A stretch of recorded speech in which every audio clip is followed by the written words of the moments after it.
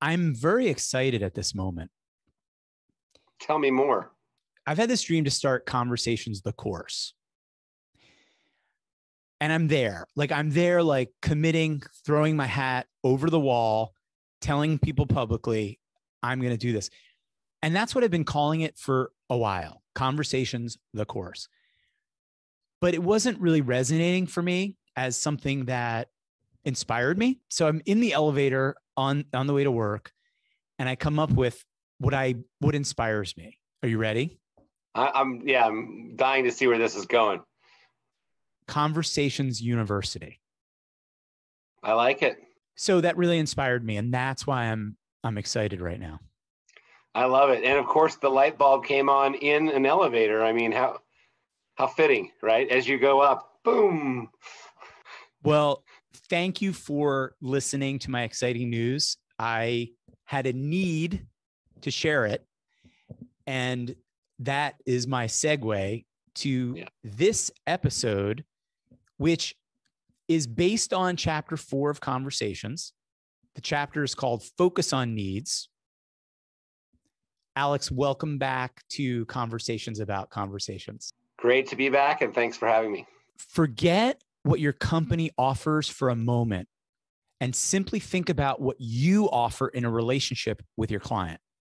Consider yourself as an additional value-added product or service that is separate and distinct from your company's offer, a combination where 1 + 1 is much greater than 2. Yeah, and when you read it out loud, what strikes me is I don't think a lot of us view ourselves as truly separate value-added propositions when we first start our careers.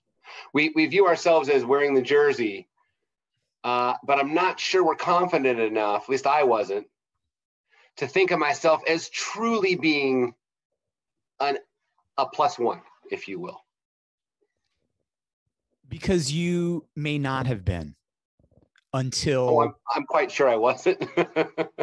And I'm quite sure I wasn't too. And I don't know what moment I realized that I was separate and distinct from my company as a value to my clients.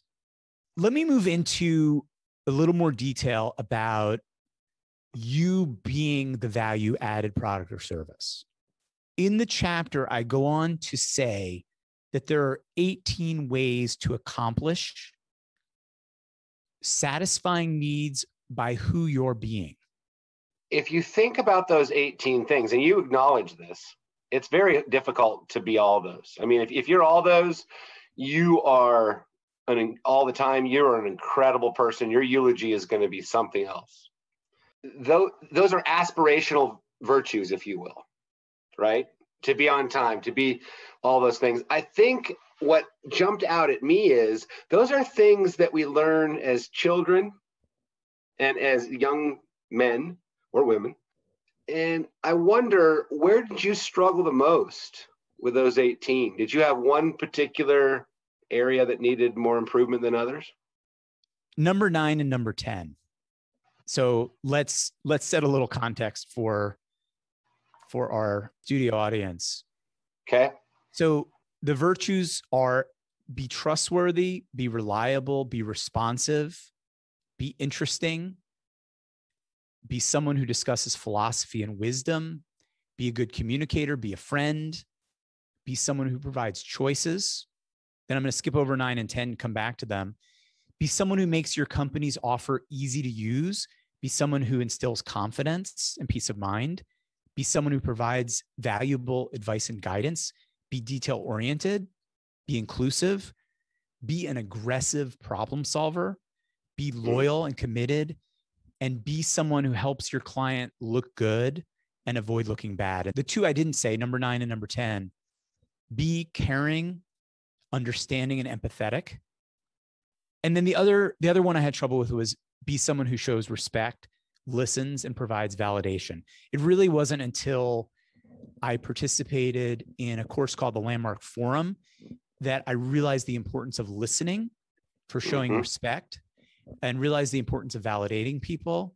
Empathy just came from School of Hard Knocks empathy is one of those things. And I do teach a class on empathy and active listening. That's not one that's easy for a lot of people. Those are the two that are the biggest game changers. Being understanding, caring, and empathic, being someone who shows respect, listens, and provides validation. Mm-hmm. Yep. And I'll even read a little bit more of both of those paragraphs. You may care deeply about your client, but without the skill to put yourself in his shoes, he may not experience it. Your client needs to feel understood. So that's the rest of the ninth virtue. I love how you call them the virtues. I didn't call them the virtues. I just thought they're ways of being, but I like that. Then the last part of the number 10, even if you have to take, and this is so important, even if you have to take an opposing position, you need to be able to do it while validating your client at the same time to help him avoid feeling embarrassed, or as they say, to save face. Interesting that you brought that last one up, because I was listening to one of your older podcasts and you talked about politics. And I think we both had a history, push our way, push our view, and pull people to our view. And in that podcast, you're talking very similarly to what you just mentioned, which is it's important to validate and to focus on where you can find common ground to earn the right to get to the real need. And I think you mentioned it here, the iceberg sort of analogy. And I'd like to find out a little bit more, because it is, you mentioned it's counterintuitive in the next page, that someone's going to bring something up to you. And then really that's not what they want to talk about.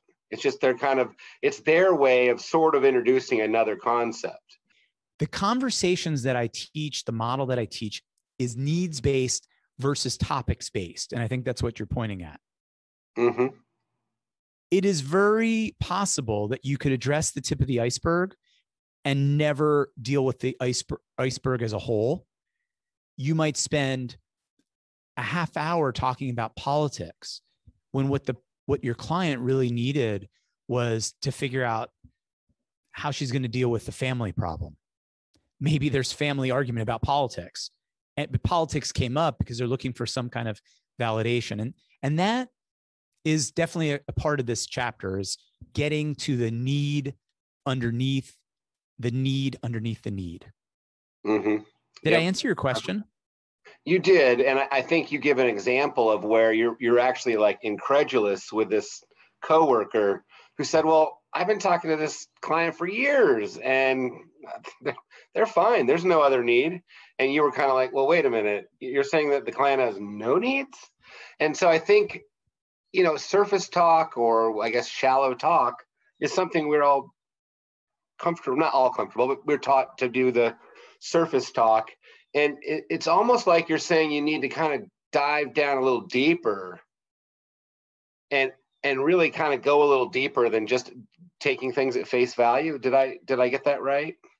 Yeah. And to tie back to a concept from chapter 2 of using questions skillfully, when you ask a closed-ended question like, is there anything you need? I was calling to see if there's anything you need, or right. Do you need anything from us? It's a closed-ended question. It's going to close it off. You are not going to actually begin to open up a dialogue about what their needs are. And if you're topics-based, you may have a conversation, but it won't be at the level of depth that needs to happen to truly address people's needs. Yep. I think that's exactly right. And it's interesting because it's really tempting to want to stay topics-based. It's so comfortable, right? Like I love topics, and you do too, but it doesn't get to their core need. And I think that's really important. I also want to talk to you. This is the next page. We're on the 5th page now, but I love this question, and I've actually highlighted it and I've underlined it. So it's a double whammy. And I'll just read it to you.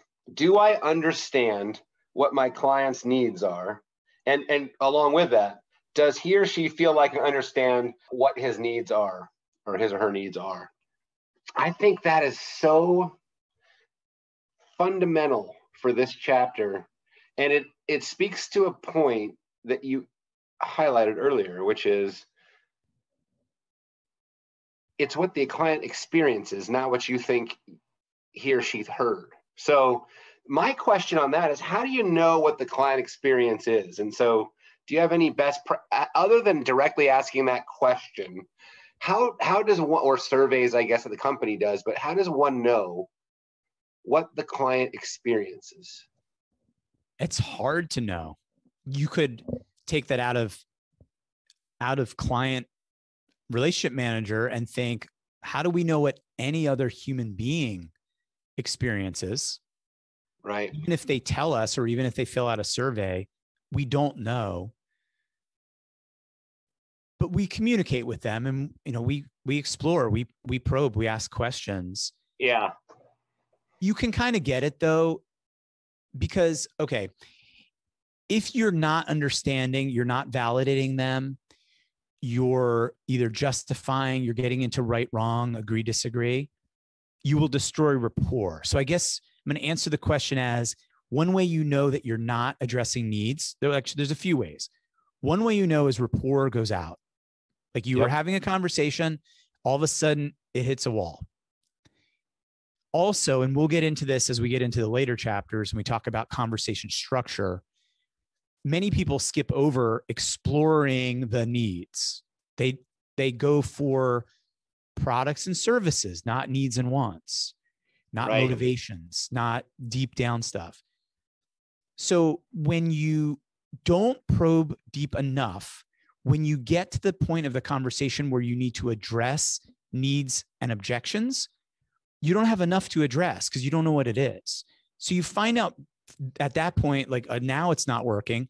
And then when you get to the end of the model, which is resolve and gain agreement for action, you can't gain agreement because you don't know the needs. So you find out if you follow the model is my answer. Yeah, it's kind of where I thought you might go, which is checking for acceptance and then, following the process. I think one advantage of your model, which is in this book throughout, is that even if you're not inherently great at reading people, quote unquote, if you follow the process, it gives you automatic areas where you can go, wait, stop. I need to go back a little bit because it's a point of transition. And that's what I like about this book. I've read, we both have read a lot of books. And what I like about this is this chapter we're talking about is 9 pages. What works is you find out what they need to accomplish in the conversation. You explore, though, the needs underneath the needs underneath the needs. You then address those needs. And in part of addressing those needs is addressing objections. One of the needs people have is for you to help them overcome their objections. Like objections you should be seeking, not avoiding. And then finally, if you're going to gain agreement for action, it has to be to address their needs. That's what we need to do. So, Alex, we are going to need to wrap up for this episode. Yeah. Would you like to make a closing statement? First of all, thank you for having me. But I think the most important thing that we can take away from this chapter, in my view, is the two questions. And I'm going to say this again. In any conversation, do I understand what my client's needs are?